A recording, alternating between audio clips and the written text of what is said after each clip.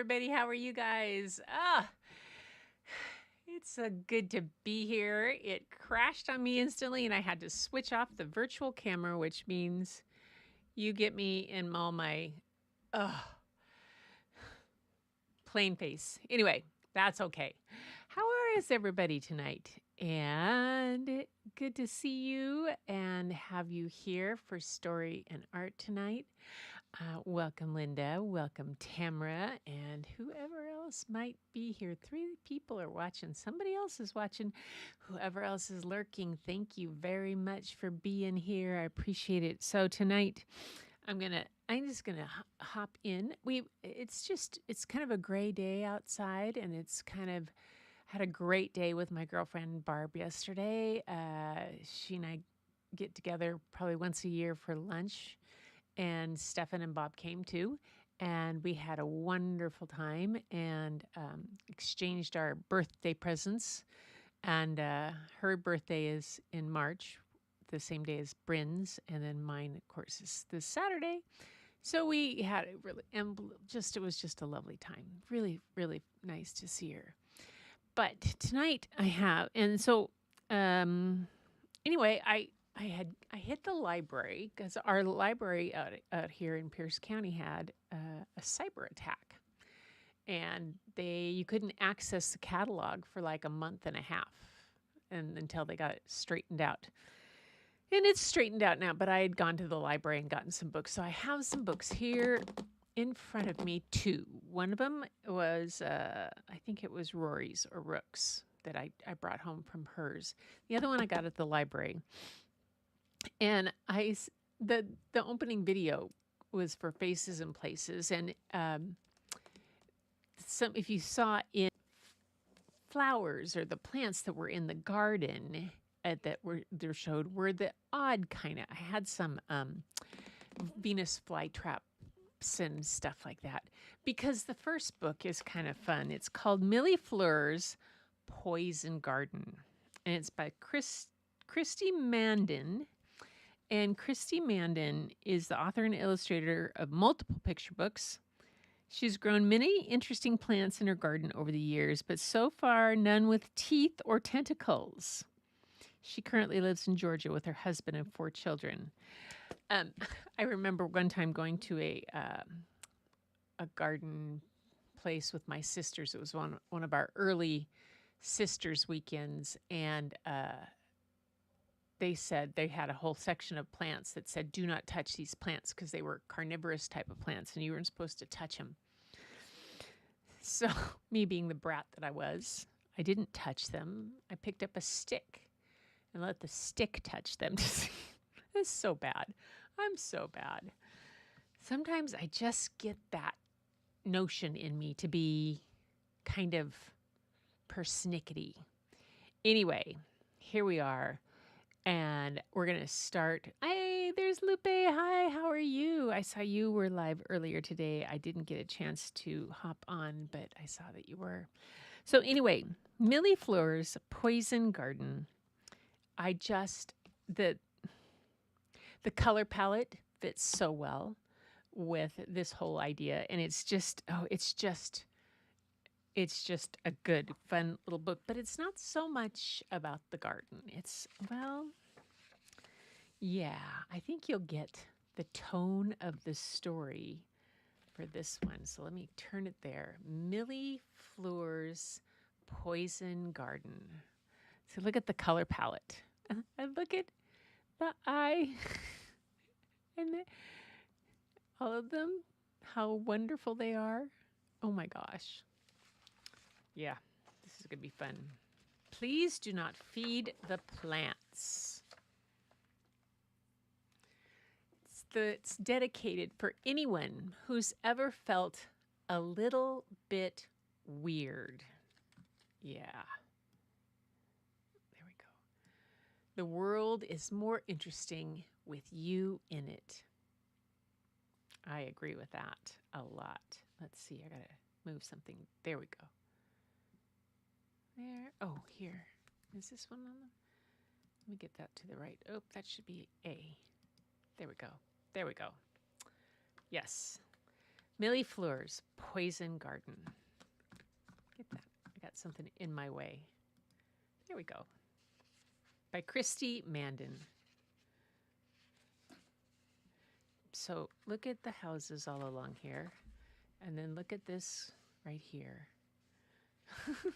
Kind of like the Addams Family, Morticia. Garden Glen was a place of sameness. Prim pastel houses, each one like the next, line the streets of Garden Glen like candies in a box. Welcome to Garden Glen, a picture-perfect place. Their windows were spotless, their hedges perfectly pruned, their shutters hung straight and true. Every house and yard in Garden Glen was flawless, with not a blade of grass out of place. Except for one tumble-down house on a scruffy hill at the edge of town. Rejected and excluded, it stood lifeless with no one to love it. Until Millie Fleur LaFay came to town.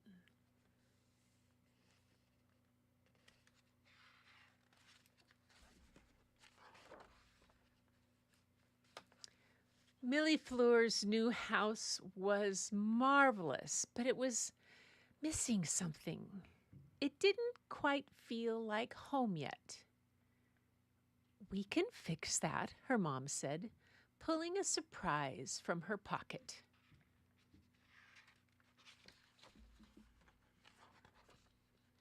Seeds from Millie Fleur's old garden.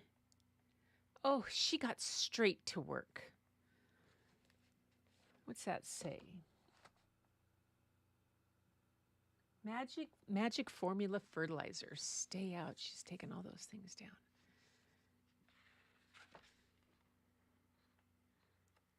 Planting. Millie Fleur's garden grew fast.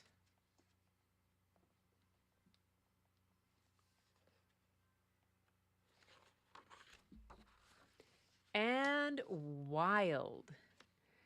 Fanged fairy moss, sore toothwort, tangled tansy, glowing jack-in-the-bush, grumpy gillyflower, grumpy gillyflower.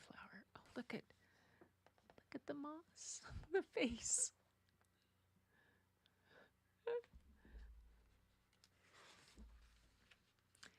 Garden Glen's Rosebud Club was not happy about Millie Fleur's new garden. It's odd, said a man with a rather common sport coat. It's unruly, said a lady in a stiffly starched dress. Appalling, bellowed Colonel Stick in the Mud. The president of the Rosebud Club was determined to root out Millie Fleur's garden. Beware the poison garden. This won't do. According to our rules, your garden is unacceptable. We simply cannot have this poisonous mess in our town. But it's not poisonous, Millie Fleur scowled. It's just not like yours.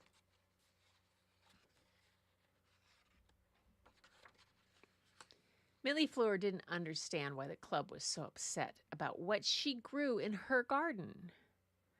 Your garden is different from anything they've seen before, her mother told her. Some people are scared of things that are different. Maybe I should plant a few roses, Millie Fleur asked.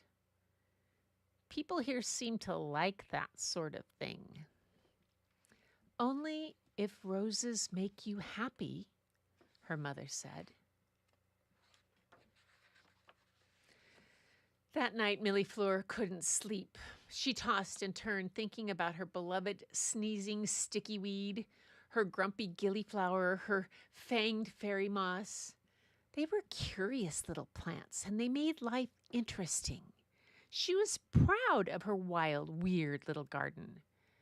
Maybe, maybe, maybe she would start a new club.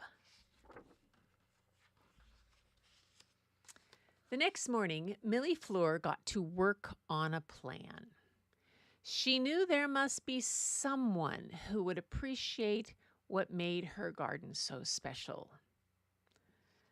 She paid no attention to the disapproving notices posted at her gate as she made her way to school. Carnivorous plants, no carnivorous, notice of violation, mow it down, neat and tidy lawns only. By order of the Rosebud Club, final warning. Oh. Show and tell today. At recess, she had her plant out at show and tell. At recess, she invited her entire class to visit her garden. She wasn't sure anyone would come.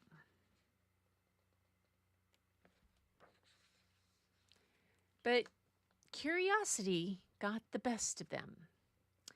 Even their teacher came to see what all the fuss was about. Instead of beware the poison garden, she crossed it out and says, behold the poison garden. Prepare to be amazed, Millie Fleur declared, but please stay on the path. Some of the plants have teeth.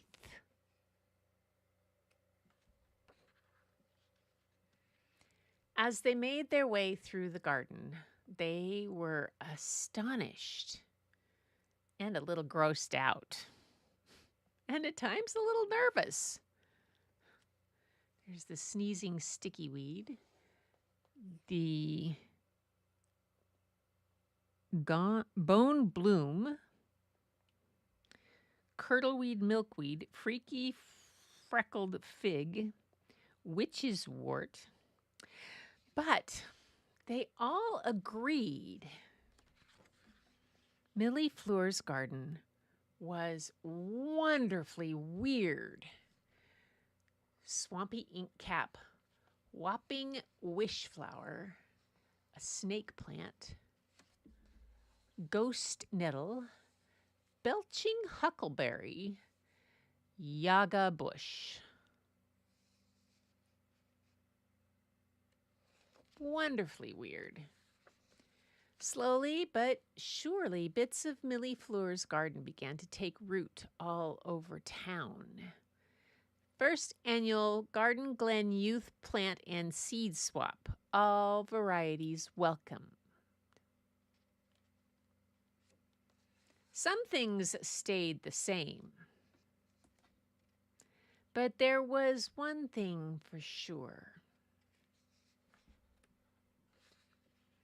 Garden Glen was forever transformed by Millie Fleur's strange and magnificent garden.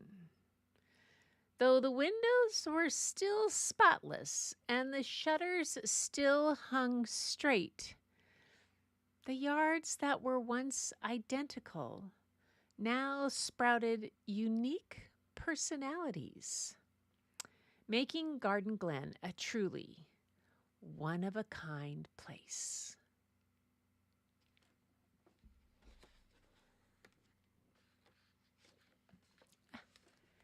She says, congratulations on braving the journey through the enchanting world of Millie Fleur's poison garden. Though you won't find any fanged or tentacled plants like Millie Fleur's in real life, there are plenty of wonderfully weird plants that you can grow yourself. And here are 2 plants Millie Fleur loves. Snapdragons! Oh my gosh. Every year when I was little, we planted snapdragons and pansies, and then snapdragons, mine I still have out in front, are perennials. But snapdragons, it was always so much fun to make them snap, open their mouth. Are whimsical flowers known for their unique shape, vibrant colors, and snapping jaws. You can squeeze the flower to see the tiny mouth open and close, but snapdragons have another eerie secret. When their petals fall off, they reveal a seed pod that looks like a tiny skull. These spooky seed pods hold tiny seeds that drop into the ground and sprout new snapdragon plants. And spider plants, which Bob managed to kill a spider plant in college. How you kill a spider plant, I don't know. Spider plants have long, slender leaves with wiry stems that dangle from the main plant. At the end of their stems, baby spider plants called spiderettes form. These baby plants develop tiny roots and still attached to the mother plant.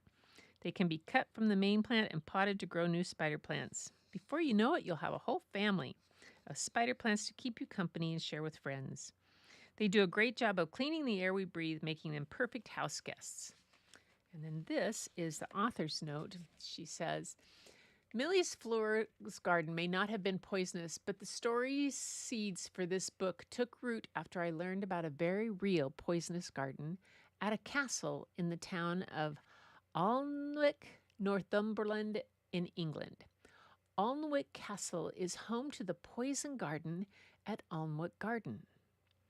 The first non-poisonous garden was planted at Alnwick Castle in 1750 by the first Duke of Northumberland. It was expanded by the third Duke, who was a plant collector, much like Millie Fleur. He brought seeds from all over the world to his garden. During World War II, the garden was planted with vegetables to feed the British people. After the war, the garden fell into disrepair and was closed in 1950. The land was planted with rows and rows of Christmas trees, and visitors stopped coming.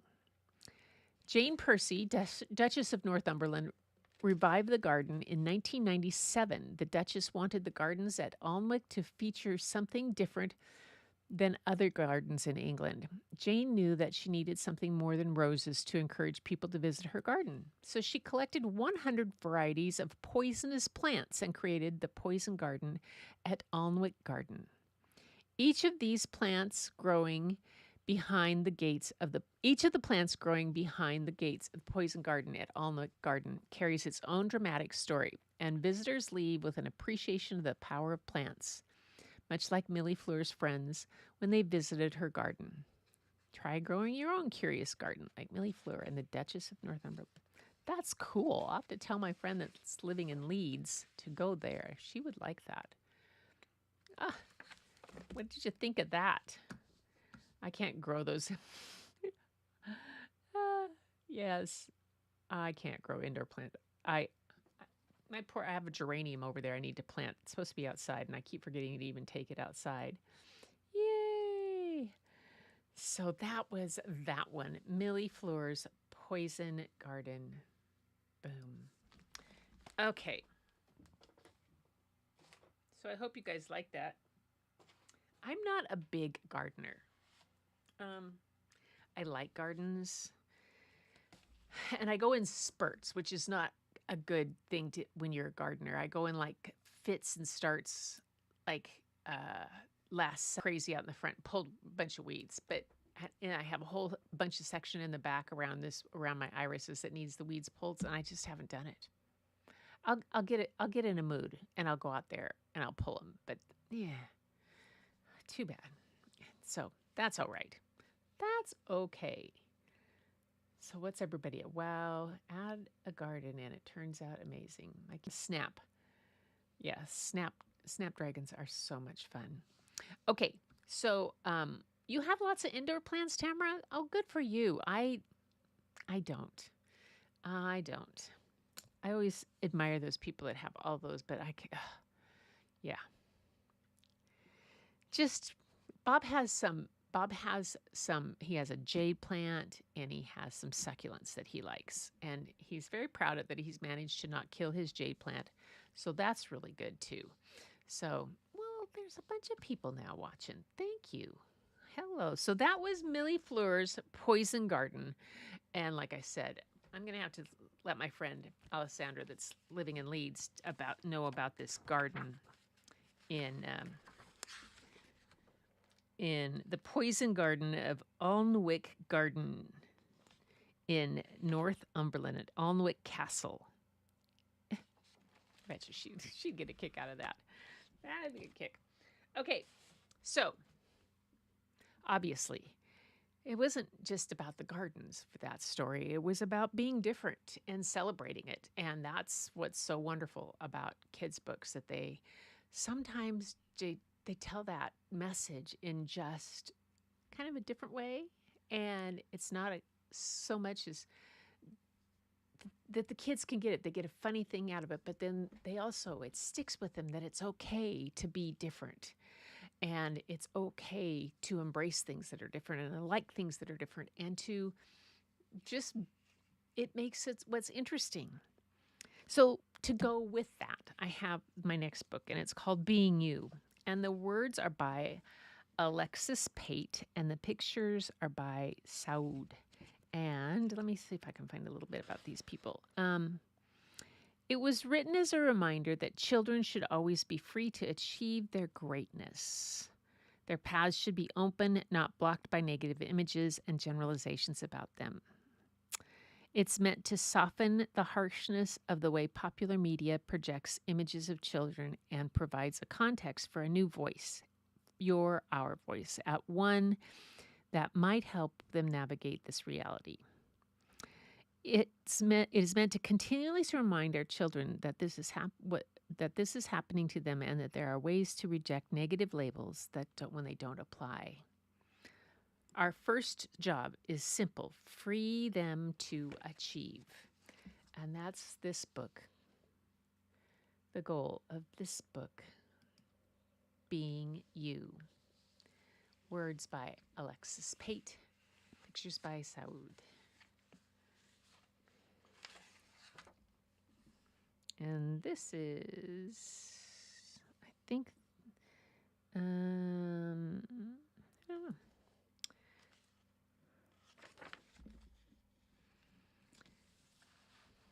This story is about you and the way your eyes will shower light to open a path through the noisy night.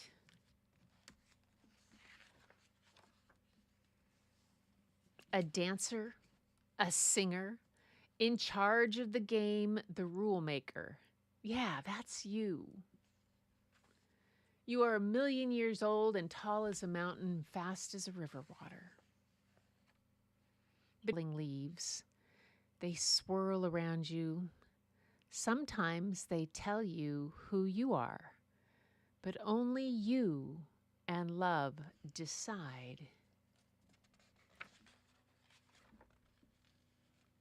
You might think there is nowhere safe, but there is. The sound of this voice or the curl of this smile might, for a moment, chase fear away. Watch a bird soar and think, me too.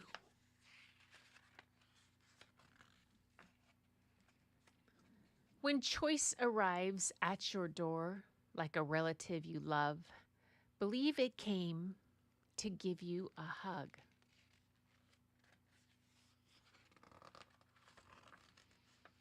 Nobody wants to be invisible.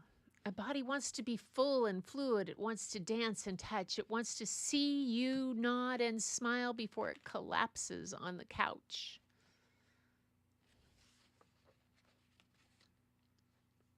If there was a sign on your chest, what would it say?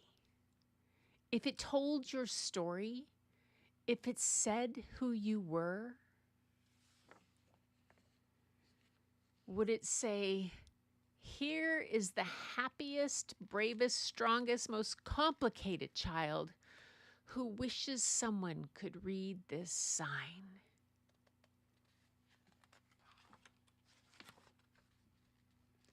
Would it say, I'm not who you think I am?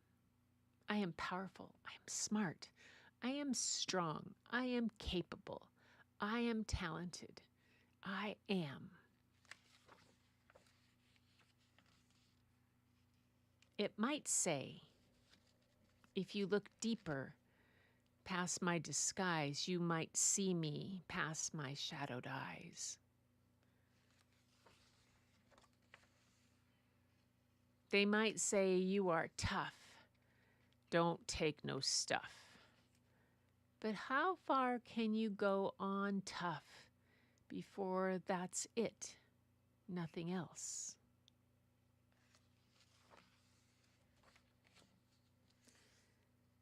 Sometimes it's not the one you expected who can see you, sitting there wondering when the sky will blue. Who sees through the noise and the trouble, who can see you.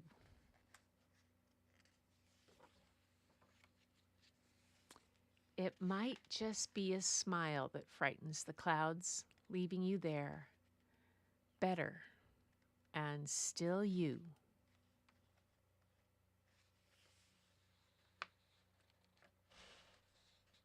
And that's being you. It might just be a smile that frightens the clouds, leaving you there better and still you. Oh, Being You by Alexis Pate. I love that one. Oh, my goodness. Hello. Just,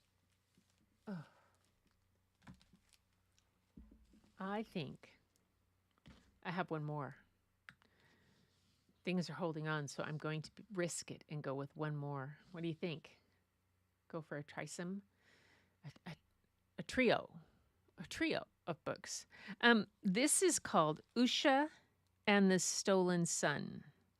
It's by Bree Galbraith and Josie Bisalian. And Bree Galbraith is a UBC Master of Creative Writing graduate, University of British Columbia, and author of Once Upon a Balloon and Milo and George. She lives in the heart of Vancouver, BC with her family. And Jose Basilion obtained a bachelor's degree in graphic design and illustrates books using a mix of collage, drawing, and digital montage. She has illustrated more than 20 picture books, 2 of which were nominated for Governor's Awards for children's book illustrations. She lives in Montreal. This book is, I looked it up. I thought I was going to say, nope, that's not the one. Doesn't tell me right off the bat what it's done in, but the illustrations are gorgeous in this one. I hope you guys like this. We'll do one more. This is called Usha and the Stolen Sun. This one, I think, is particularly appropriate for now. It's a great one. It's a good message. Usha and the Stolen Sun.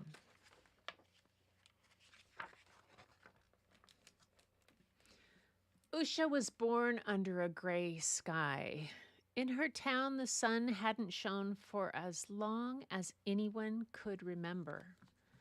Anyone, that is, but her grandfather.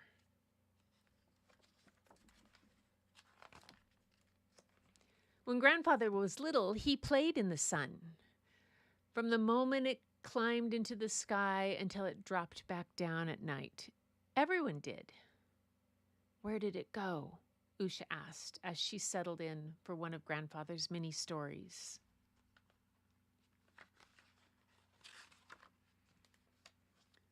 One day, he explained, they built the biggest wall we'd ever seen.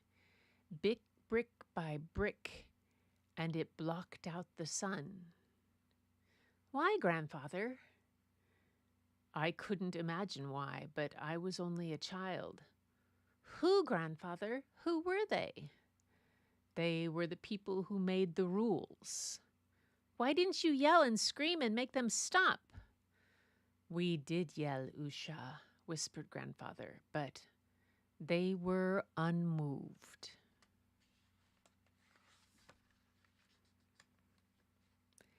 Each time her grandfather told her the story, it became harder and harder for him to remember. It's been too long, my Usha, grandfather told her. I'm afraid I will never feel the sun again. Usha decided to do something. Went to bring back the sun. Working from her grandfather's stories, Usha began to walk east in search of the sun. On the first day, she saw clouds pouring rain into puddles as big as swimming pools. On the second day, she walked through a forest of fog as thick as soup. On the third day, Usha saw something that stopped her in her tracks. She gave it a sniff. Was this the smell of sunshine? Usha hurried onward until night fell. Exhausted, she laid her blanket next to an enormous rock and fell asleep.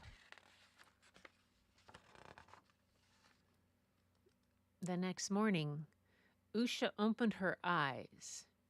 She couldn't believe what she saw.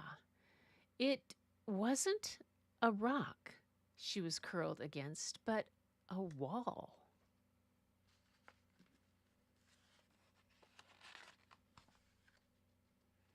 Usha pushed the wall.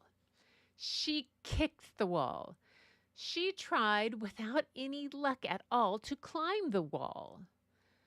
Finally, Usha faced the wall and said, "Wall, I have come all this way, now move."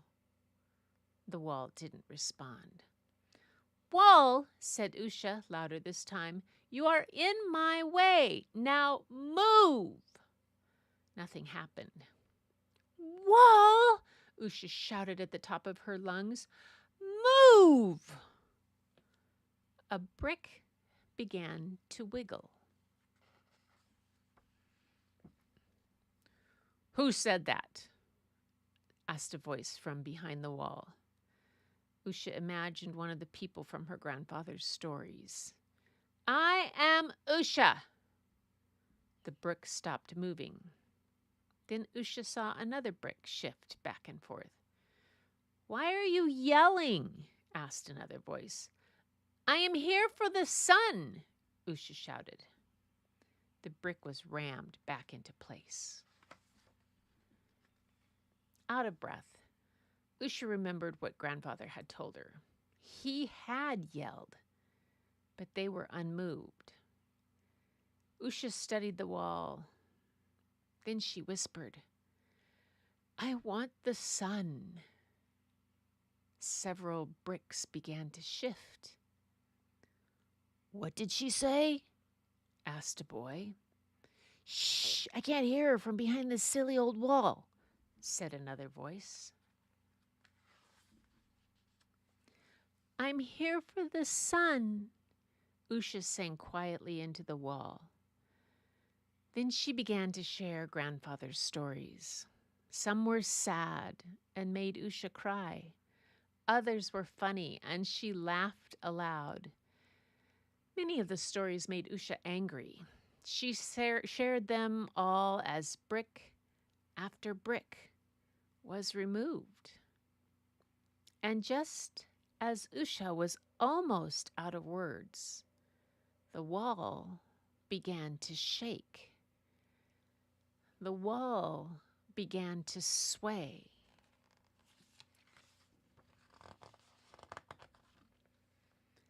And with a giant rumble, the wall crashed to the ground.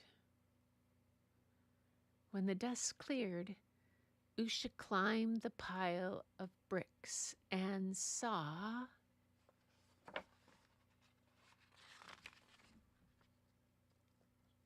children.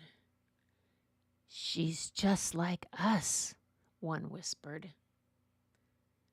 "But now the sun shines on me too." And that moment, she felt the sun for the first time. It was warmer, brighter than words could have described.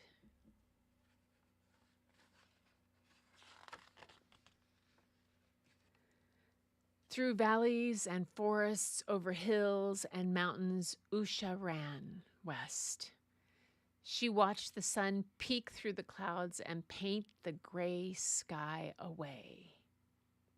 Finally, she saw the light stream over grandfather's face.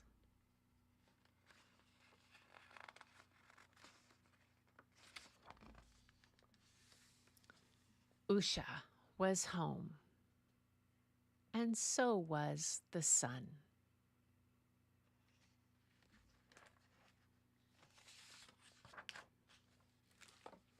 Usha and the stolen sun.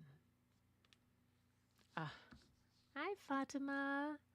Welcome. Welcome. Nice to have you here. Yes, this is gorgeous artwork. I love the, there's this page right here. Like this. The combination of everything and where she, just a little more brightness came in the first time she sees the flower. And the hint of the wall, but she doesn't really know it's there. This is just,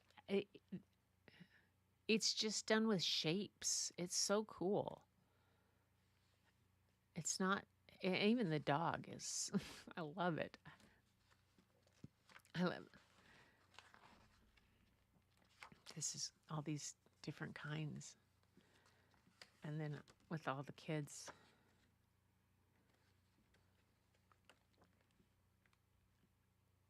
It's wonderful. So cool. Usha and the Stolen Sun. Yeah, that's the stories for tonight. So we had Usha and the Stolen Sun. We had Being You. And we had Millie Fleur's Poison Garden. Yes. Night. I hope you guys liked them.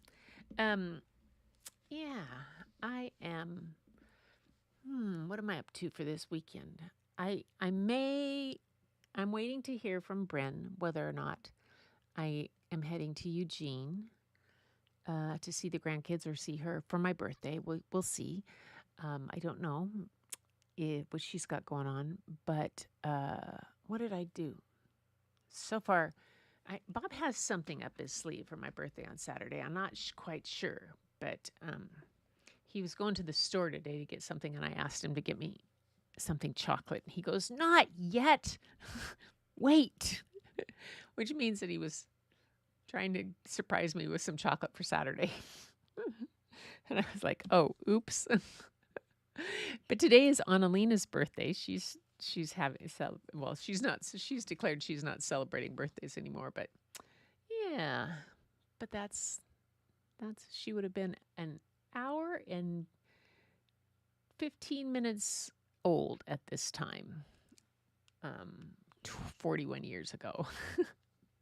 My goodness, what a day. Yeah, what a day. Yay, Usha. Great book. Thank you. All right, you guys. I will be back on Sunday with Story and Art, and send in your artwork, and we'll see what we're doing.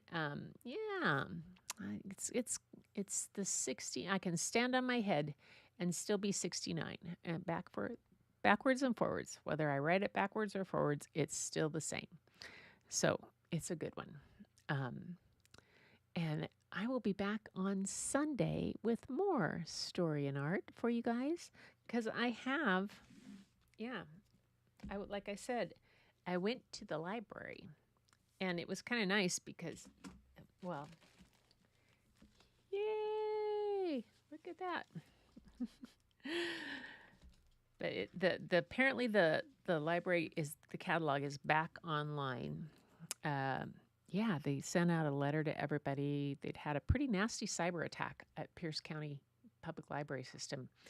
And it was really, really interesting to see that they were getting into, somehow somebody had tried a cyber, and they stopped it. They got it taken care of, but there are some accounts that got into. But unfortunately, the library doesn't keep a lot of personal information, but it has some.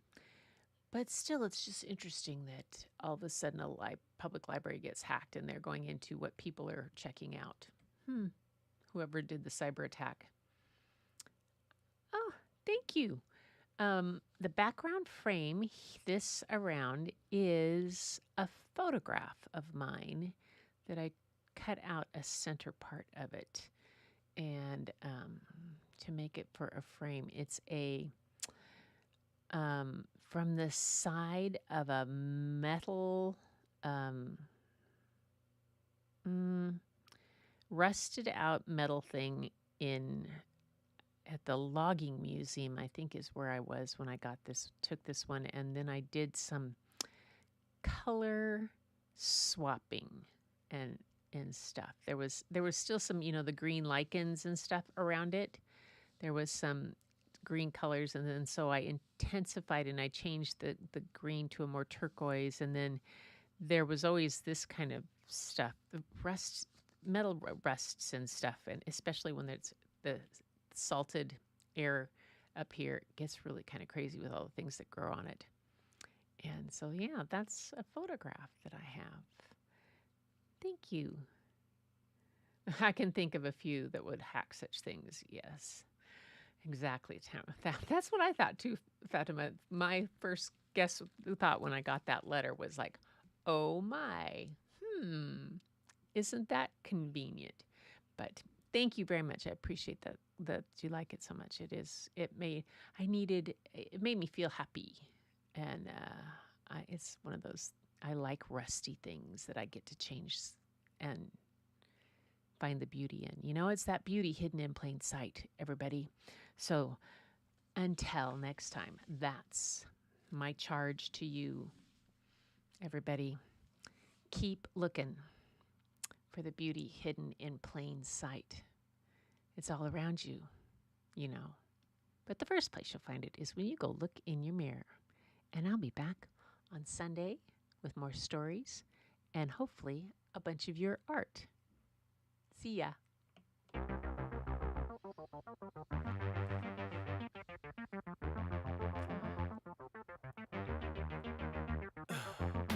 In the heat of the night, we could get lost in all the lights and sounds.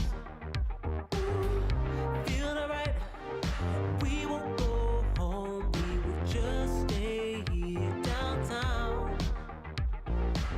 There's not just stars on the boulevard, they're in the light in your eyes.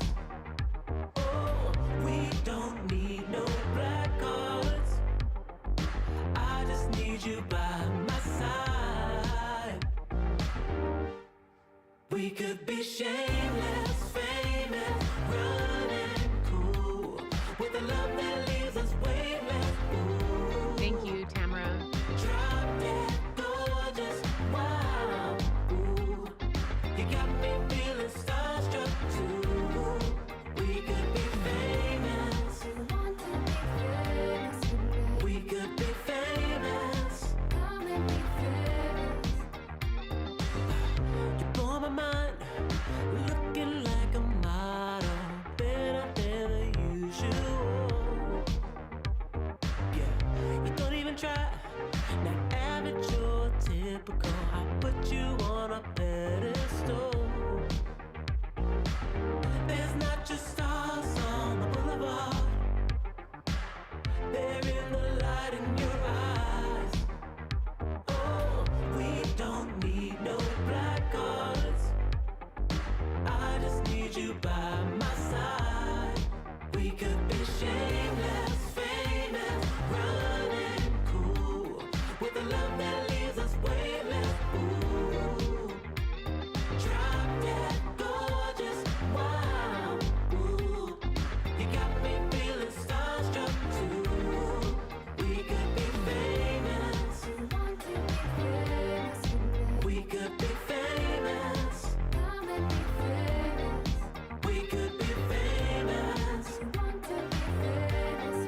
We could be famous. Night, everybody.